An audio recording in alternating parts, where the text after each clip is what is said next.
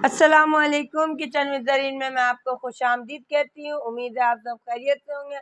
आज मैं आपके लिए चने की दाल की रेसिपी लेकर आई हूँ, तो चलें बनाने की तरफ चलती हूँ। आपने मुझे सब्सक्राइब नहीं किया तो प्लीज़ सब्सक्राइब कर दें और साथ ही बेल आइकन भी प्रेस करना ना भूलें। चने की दाल तकरीबन मैंने 3 घंटे पहले भिगो के रखी थी और अब मैं इसे जो है उबाल रही हूँ प्रेशर कुकर में। चलें तो 15-20 मिनट के लिए मैं प्रेशर करती हूँ। देखें दाल गल चुकी है। अब मैं नमक है 1.5 टीस्पून, काली मिर्च पाउडर 1 टीस्पून, धनिया पाउडर 1 टीस्पून, 2 टीस्पून लाल मिर्च पाउडर और हाफ टी स्पून जो है कुटी हुई लाल मिर्च, 1 टीस्पून जो है हल्दी पाउडर और एक छोटी सी प्याज ले ली है जो मैंने बारीक काट ली है और साथ ही एक टमाटर भी मैंने बड़े साइज का काट लिया है। हाफ कप जो है मैंने ऑयल लिया है, आप चाहें तो इससे कम भी ले सकते हैं। 1 टीस्पून अदरक लहसुन का पेस्ट है। तो चलें बनाने की तरफ चलती हूँ। पैन में मैंने जो है ऑयल डाल दिया है और साथ ही मैंने जो है प्याज भी डाल दिया। आप चाहे तो घी भी डाल सकते हैं। घी मैंने ऑयल इस्तेमाल किया। अब मैं प्याज को फ्राई कर रही हूँ। जब हल्की फ्राई हो जाएगी तो बाकी मसाला जात भी मैं उसमें डालूंगी।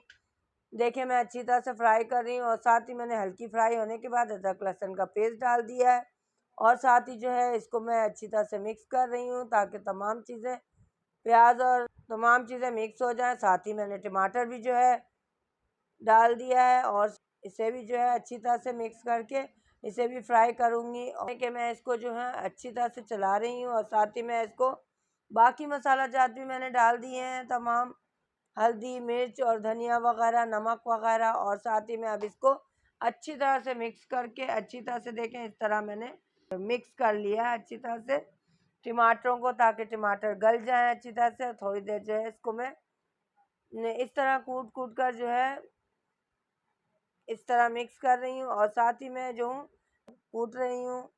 चलें तो मैंने 2-3 मिनट के लिए टमाटरों को दम पे रखा था और मैंने आपको और साथ ही देखें इस तरह मैंने दबा दबा के इसे जो है अच्छी तरह मिक्स कर रही हूँ टमाटरों को ताकि अच्छी तरह मसाले में लिक्विड में मिक्स हो जाए मसाले में। और फिर अगर ये मसाला अच्छा तैयार होता है तो यकीनन जो है दाल बहुत ज़बरदस्त तैयार होगी।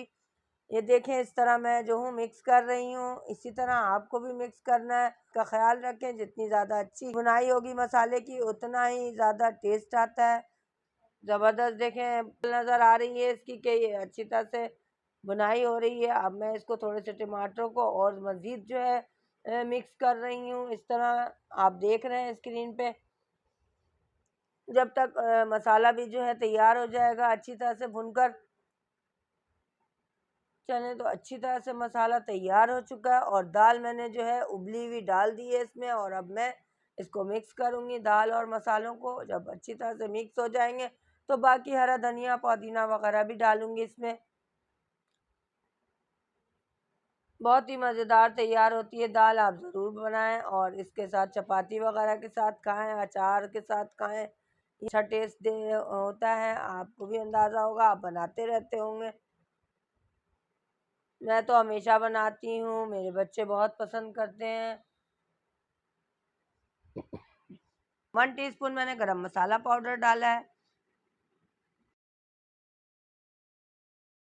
दाल में अच्छी तरह से मिक्स कर रही हूँ। बस इस बात का ख्याल करें कि अच्छी तरह से मसाले को भून लीजिएगा। हरा धनिया थोड़ा सा ले लिया है, पुदीना ले लिया है और थोड़ी सी हरी मिर्चें ले ली हैं 2-4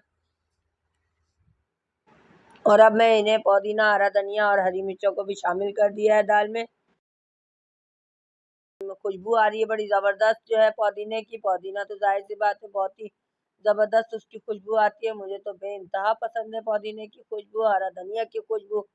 चलें तो अब थोड़े चंद मिनट के बाद जो है दाल बिल्कुल रेडी टू ईट हो जाएगी। 2-3 मिनट के लिए मैंने इसको दम पे रख दिया था और 4 टेबल स्पून मैंने जो है घी ले लिया है और उसमें 2 हरी मिर्चें और 2 साबुत हरी मिर्चें डाल दी है तड़के के लिए। आप चाहें तो ज़ीरा भी ऐड कर सकते हैं। चले तो दाल तैयार है और रेडी टू ईट है। आप ज़रूर बनाएं, ट्राई करें और अगर आपको मेरी रेसिपी पसंद आए तो लाइक करें, शेयर करें और मेरे चैनल को सब्सक्राइब करना ना भूलें। इसके साथ ही ज़रीन को इजाज़त दीजिए। अल्लाह हाफिज़।